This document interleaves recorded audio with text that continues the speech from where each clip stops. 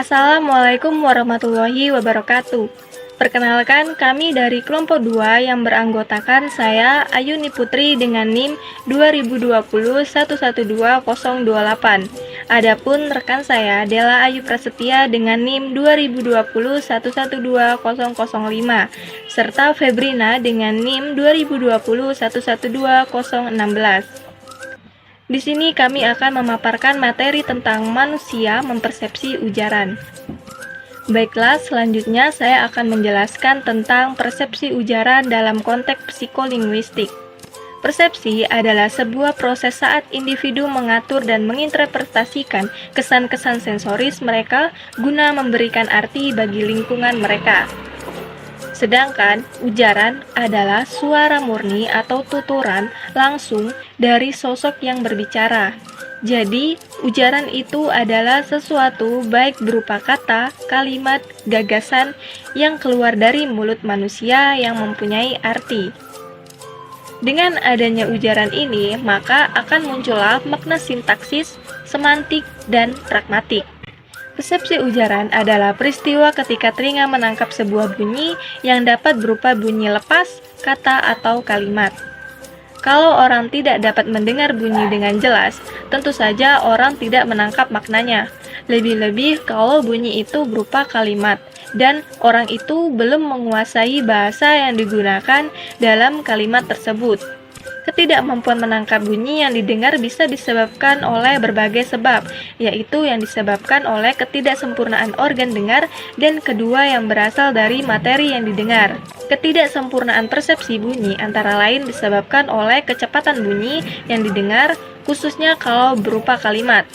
Menurut Darjo Wijojo pada bukunya 2005 di halaman 49, persepsi terhadap ujaran bukanlah suatu hal yang mudah dilakukan oleh manusia, karena ujaran merupakan suatu aktivitas verbal yang meluncur tanpa ada batas waktu yang jelas antara satu kata dengan kata yang lain.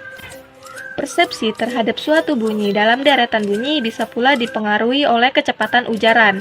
Suatu bunyi yang diucapkan dengan bunyi-bunyi yang lain secara cepat akan sedikit banyak berubah lafalnya. Akan tetapi, sebagai pendengar, kita tetap saja dapat memilih-milihnya dan akhirnya menentukannya. Pengetahuan kita sebagai penutur bahasa membantu kita dalam proses persepsi. Faktor lain yang membantu kita dalam mempersepsi suatu ujaran adalah pengetahuan kita tentang sintaksis maupun semantik bahasa kita. Suatu bunyi yang terucap dengan tidak jelas dapat diterka dari wujud kalimat di mana bunyi itu terdapat. 2. Tahap pemrosesan ujaran. Menurut Clark, dalam buku Darjo Wijojo tahun 2005 halaman 49-52, pada dasarnya ada 3 tahapan dalam pemrosesan persepsi bunyi, yaitu sebagai berikut. A. Tahap auditori. Pada tahap ini, manusia menerima ujaran sepotong demi sepotong. Ujaran ini kemudian ditanggapi dari segi fitur akustiknya. Konsep-konsep seperti titik artikulasi, cara artikulasi, fitur distinktif, dan VOT atau Voice Onside Time, atau waktu antara lepasnya udara untuk mengucapkan suatu konsonan dengan getaran pita suara untuk bunyi vokal yang mengikutinya. Sangat bermanfaat di sini karena ihwal seperti inilah yang memisahkan satu bunyi dari bunyi yang lain. Bunyi-bunyi dalam ujaran itu kita simpan dalam memori auditori kita. B. Tahap fonetik. Bunyi-bunyi itu kemudian kita identifikasi. Adapun antara memori auditori dengan memori fonetik adalah bahwa pada memori auditori semua variasi alofonik yang ada pada bunyi itu kita simpan. Sedangkan pada memori fonetik hanya fitur-fitur yang sifatnya fonemik saja.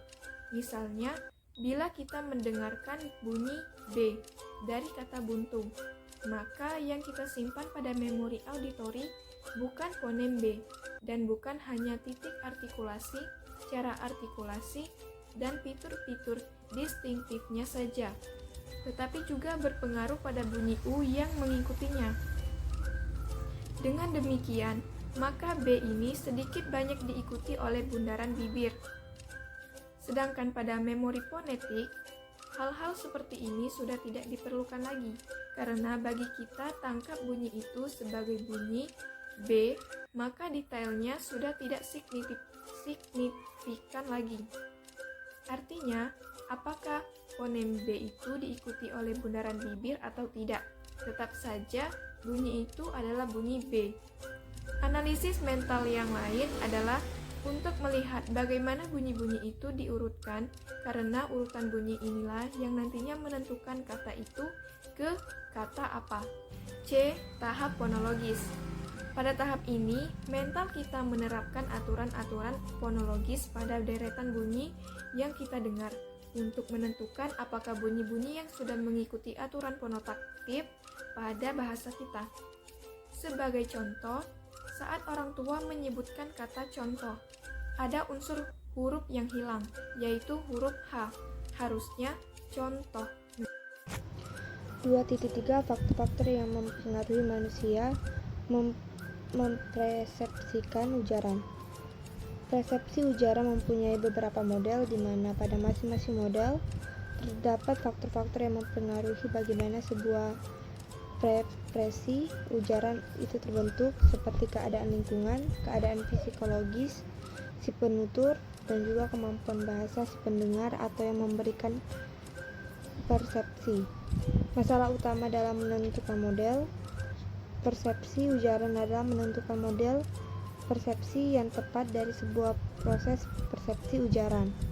Hal tersebut dapat terjadi melalui dua cara, yaitu top-down proses atau bottom-up proses. Pada pemrosesan top-down, pendengaran merasakan seluruh kata, kemudian memecahkan menjadi komponen-komponen kecil untuk menentukan maknanya.